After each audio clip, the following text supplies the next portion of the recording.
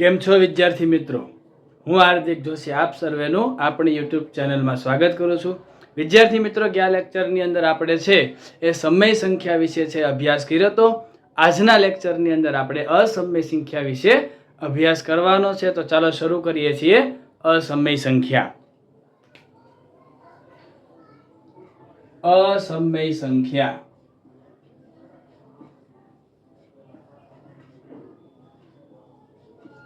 હવે અસમય સંખ્યા કહેવાય છે કોને? તો કે જો કોઈ સંખ્યા s, આપણે ધારી લઈએ છીએ કોઈ સંખ્યા s છે. જો કોઈ સંખ્યા s એ p પૂર્ણાંક અને q એ શૂન્યેતર પૂર્ણાંક હોય, શૂન્યેતર પૂર્ણાંક સંખ્યા હોય, શૂન્યેતર પૂર્ણાંક સંખ્યા હોય, બરોબર છે, તે p અને q ને p ના છેદમાં q સ્વરૂપે લખી ન શકાય તો તેને અસમય સંખ્યા કહે છે.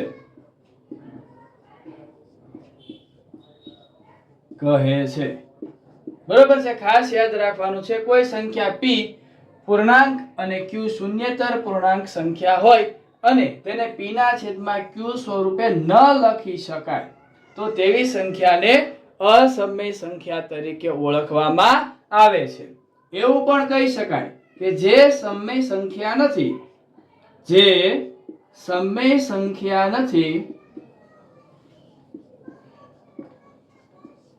તેને અસમય સંખ્યા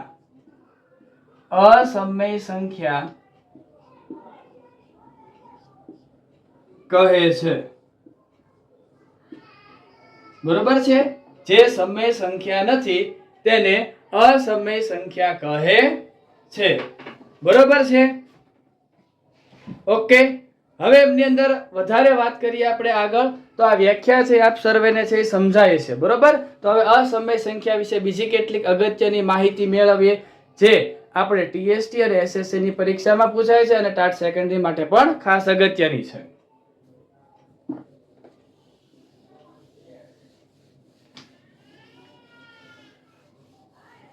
હવે આપણે જોઈએ છીએ અસમય સંખ્યા ના કેટલાક ફેક્ટ.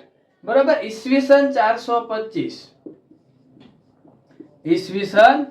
425 ની આજુબાજુમાં એક વૈજ્ઞાનિક થઈ ગયા. બરોબર છે, જે સાયરીન નિવાસી હતા. ક્યાંના નિવાસી હતા? તો કે સાયરીનના નિવાસી. વૈજ્ઞાનિકનું નામ છે થિયોડોરસ. સાયરીન નિવાસી થિયોડોરસે એ અસમય સંખ્યાની સાબિતી આપી. અસમય સંખ્યાની સાબિતી આપી.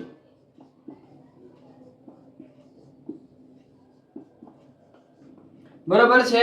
કઈ સંખ્યાની સાબિતી આપી? તો કે ભાઈ √2, √3, √5, √6 આપની અસમય સંખ્યાઓ છે એની માહિતી છે આપણને પૂરી પાડી હતી. બરોબર છે. અને આ અસમય સંખ્યાના ઉદાહરણો તરીકે પણ લઈ શકીએ છીએ. બરોબર છે. હજી આનાથી આગળ વધીએ તો પાઈ જે છે, પાઈ. બરોબર. પાઈ છે અસમય છે એવી સાબિતી કોણે આપી હતી? તો કે ભાઈ 1700 ની આસપાસ, ઈસવીસન 1700 આસપાસ, ઈસવીસન 1700 ની આસપાસ એક વૈજ્ઞાનિક થઈ ગયા જેણે પાઈની છે એ સાબિતી આપી હતી કે આ છે એ અસમય સંખ્યા છે. આપણે કિંમત જાણીએ છીએ 3.14 લઈએ છીએ, પણ આગળ અનંત રિપીટ ને રિપીટ થતી નથી.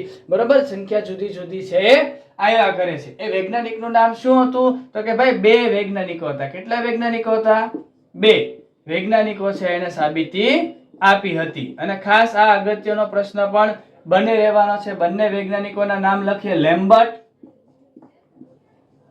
લેમ્બર્ટ અને લેજાન્ડ્રે છે એ પાઈની સાબિતી છે એ આપી હતી. બરોબર, આ વાત થઈ પાઈ વિશેની. હવે ક્યારે ક્યારે અસમય સંખ્યા કહી શકાય તેની માહિતી છે એ આપણે મેળવીએ છીએ. બરોબર છે, તેના નિયમો છે એની પણ માહિતી મેળવી છે. ચાલો શરૂ કરીએ.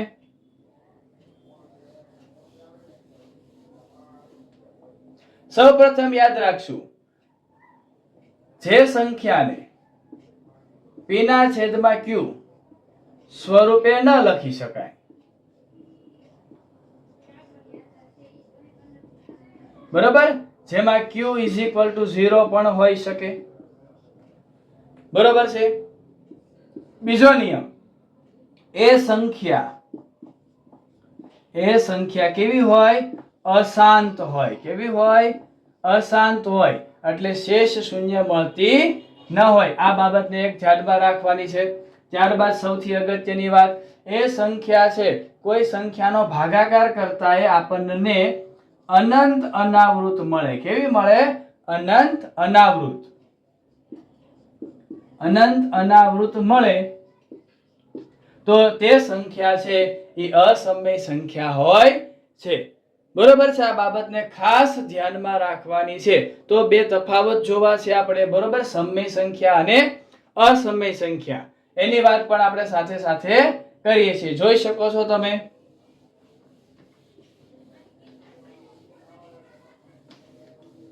હવે વાત કરીએ. બરોબર છે, સમય સંખ્યા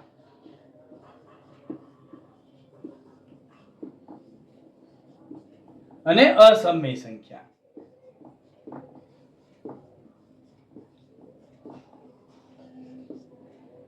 બરોબર છે, p ના છેદમાં q સ્વરૂપે લખીએ, જ્યાં q ≠ 0 હોય. જ્યારે આમને p ના છેદમાં q સ્વરૂપે લખીએ ત્યાં કદાચ q બરાબર 0 પણ હોય શકે છે. બીજી વાત કરીએ, શું? તો કે શાંત સંખ્યા હોય. કેવી હોય? શાંત સંખ્યા હોય. અહીંયા છે શું હશે? અશાંત. બરોબર, અહીંયા છે એ અનંત આવૃત છે. અનંત આવૃત. જ્યારે અહીંયા છે અનંત અનાવૃત છે. કેવી છે? અનંત અનાવૃત. બરોબર છે, આ અસમય સંખ્યા વિશેની માહિતી આપ સર્વેને મળી હશે. હવે કેટલાક વિધાનો છે આપણે જોવા છે કે જે અસમય સંખ્યા છે, સમય સંખ્યા છે, સાચા છે કે ખોટા છે તેની માહિતી મેળવીએ છીએ. બરોબર છે. સૌથી અગત્યની વાત શું? તો કે જે સંખ્યાનું વર્ગમૂળ નીકળે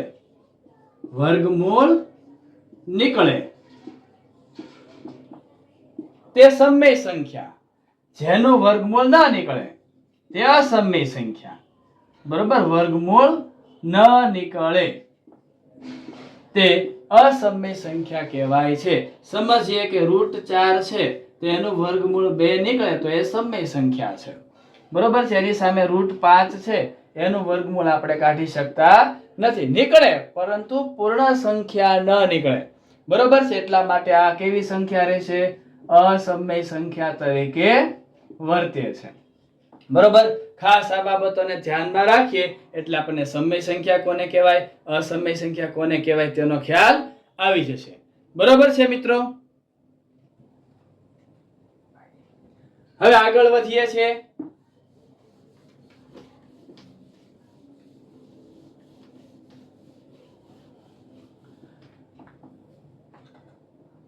હવે જોવું છે આપણે સ્વાધ્યાય 1.2 ના કેટલાક પ્રશ્નો. બરોબર છે, સ્વાધ્યાય 1.2. બરોબર છે, વિધાન સાચા કે ખોટા એ જોવાનું છે. સાચા કે ખોટા તે જોવાનું થાય છે. બરોબર છે. પહેલું વિધાન છે એ આપણને આપવામાં આવેલું છે કે દરેક અસમય સંખ્યા એ વાસ્તવિક સંખ્યા છે. દરેક અસમય સંખ્યા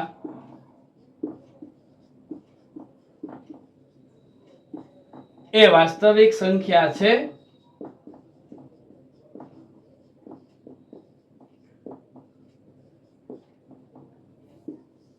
બરોબર. દરેક અસમય સંખ્યા એ વાસ્તવિક સંખ્યા છે. તો એના માટે બે તમને લખાવેલું છે n w z QR code. બરોબર ને? આ તરફ જતા હોય તો વિધાન સાચા, આ તરફ આવતા હોય તો વિધાન ખોટા હોય છે.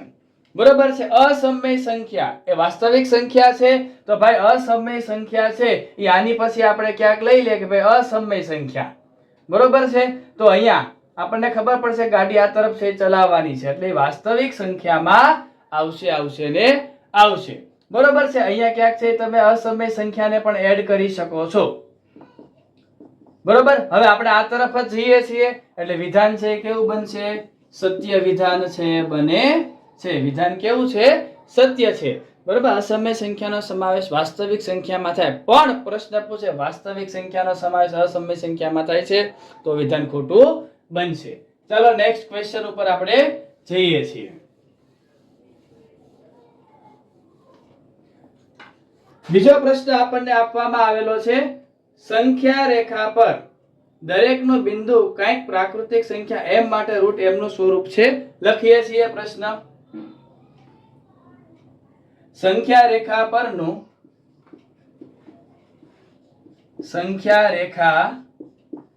પરનું દરેક બિંદુ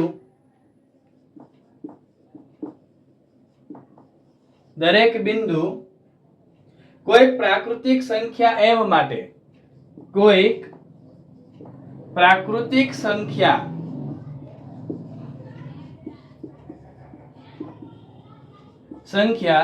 m માટે રૂટ m નું સ્વરૂપ છે. બરોબર. આવી વાત છે એ આપણને કરવામાં આવી છે. શું કીધું તો કે સંખ્યા રેખા પરનો દરેક બિંદુ કોઈ પ્રાકૃતિક સંખ્યા m માટે રૂટ m નું સ્વરૂપ છે એવું આપણને અહીંયા પૂછવામાં આવ્યું છે. બરોબર છે. તો કારણ સમજીએ તો કે આ વિધાનનો જવાબ શું આવશે? તો કે આ વિધાન છે કેવું બને છે? અસત્ય વિધાન બને છે કે ભાઈ દરેક સંખ્યા m માટે દરેકનું વર્ગમૂળ નીકળી શકે એવું જરૂરી હોતું નથી. એટલે વિધાન કેવું અસત્ય બને છે. બરોબર છે. ઓકે, ખ્યાલ આવ્યો છે. કારણ કે આપણને કીધું કે પ્રાકૃતિક સંખ્યા m નું દરેકનું વર્ગમૂળ નીકળે એવું કઈ જરૂરી હોતું નથી. ઓકે, આ પ્રશ્ન આપને સમજાયો છે.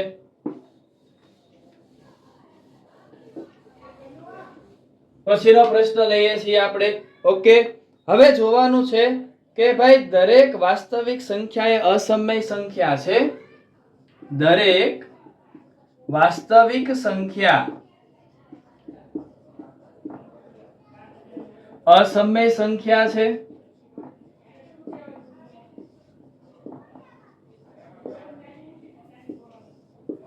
શું દરેક વાસ્તવિક સંખ્યા અસમય સંખ્યા હોય તો ના? પ્રશ્ન જોતા જ આપણને ખબર પડે આ વિધાન કેવું હશે?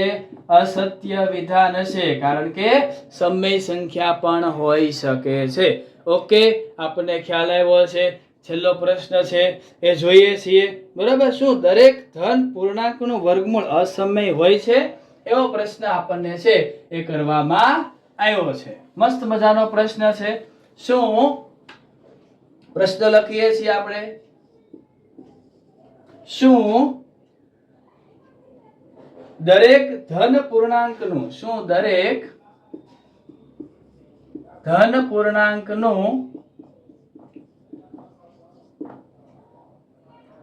વર્ગમૂળ અસમય હોય છે? વર્ગમૂળ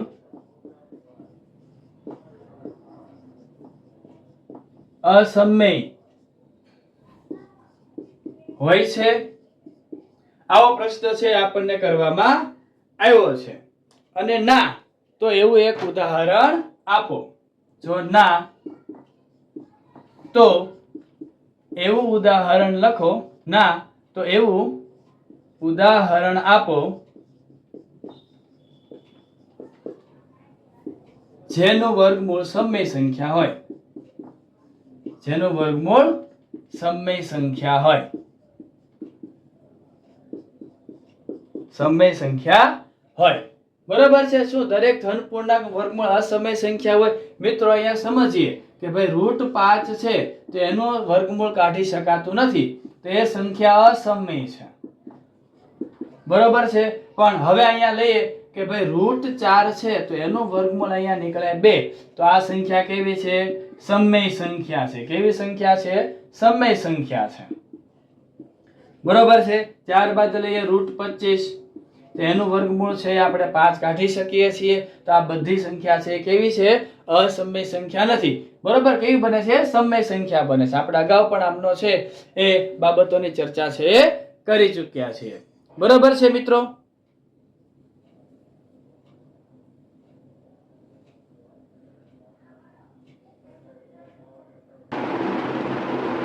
હવે આપણે મિત્રો દશાંશ અભિવ્યક્તિ છે એ જોવી છે. સમય સંખ્યા અને અસમય સંખ્યાની દશાંશ અભિવ્યક્તિનો પરિચય મેળવીએ છીએ.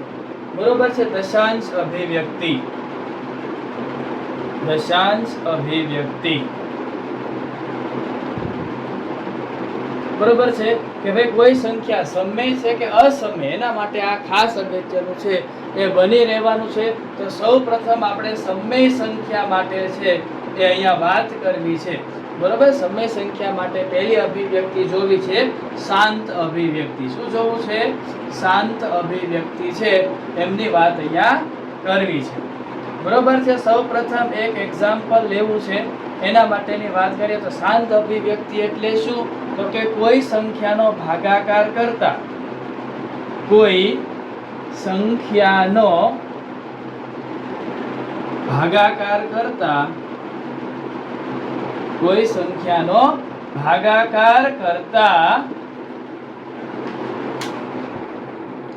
કોઈ સંખ્યાનો ભાગાકાર કરતા શેષ શૂન્ય થાય, શેષ શૂન્ય થાય તો તેને શાંત અભિવ્યક્તિ કહે છે. ઉદાહરણ લઈએ કે ભાઈ 1/2, તેનો જવાબ આપણને છે એ મળે. બરોબર ને? શું મળે? તો કે 0.5. એમાં કઈ શેષ વધતી નથી. બરોબર. એનો ભાગાકાર પણ આપણે કરીને જોઈ શકીએ છીએ. 2 અહીંયા લખીએ 1.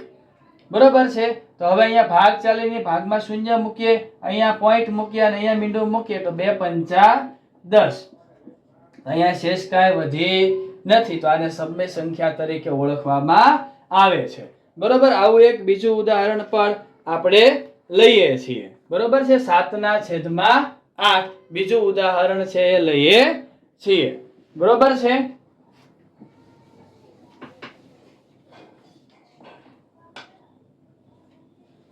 સાતના છેદમાં 8 ની દશાંશ અભિવ્યક્તિ શાંત કે અશાંત એ જાણવું છે.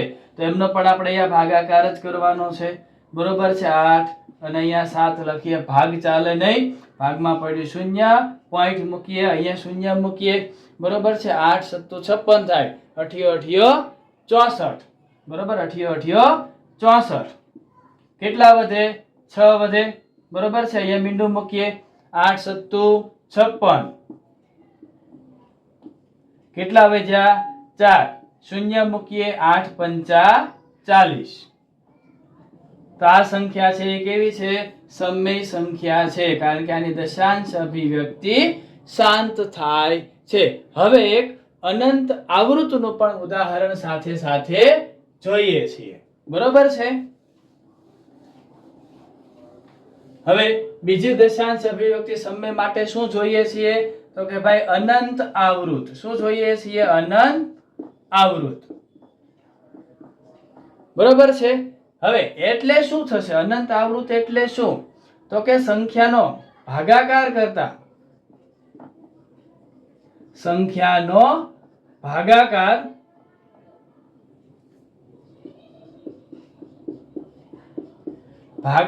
કરતા ભાગફળ પુનરાવર્તિત થયા કરે. બરોબર, ભાગફળ પુનરાવર્તિત થયા કરે તેને સમય સંખ્યા તરીકે ઓળખવામાં આવે છે. આપણે અહીંયા એનું એક એક્ઝામ્પલ લઈએ છીએ. 1/3 સમય છે કે અસમય તે આપણે અહીંયા જાણવું છે. ચાલો એમનો ભાગાકાર કરીએ. તો કે 3 અહીંયા લખીએ 1, ભાગ ચાલે નહીં, શૂન્ય મૂક્યું, પોઈન્ટ મૂકીએ, અહીંયા શૂન્ય મૂકીએ. 3 તેરી 9, 3 તેરી 9, 1 વધે, શૂન્ય મૂકીએ, 3 તેરી 9, 1 વધે, શૂન્ય મૂકીએ, 3 તેરી 9. બરોબર, આ રીતે છે એ સતત છે ચાલ્યા કરે. બરોબર છે, સતત પુનરાવર્તિત થાય છે ને, એકની એક સંખ્યા પુનરાવર્તિત થતી હોય તો એને છે આપણે કોના તરીકે ઓળખીએ છીએ? સમય સંખ્યા તરીકે ઓળખવામાં આવે છે. બરોબર છે. ત્યારબાદ આગળ વધીએ છીએ. હવે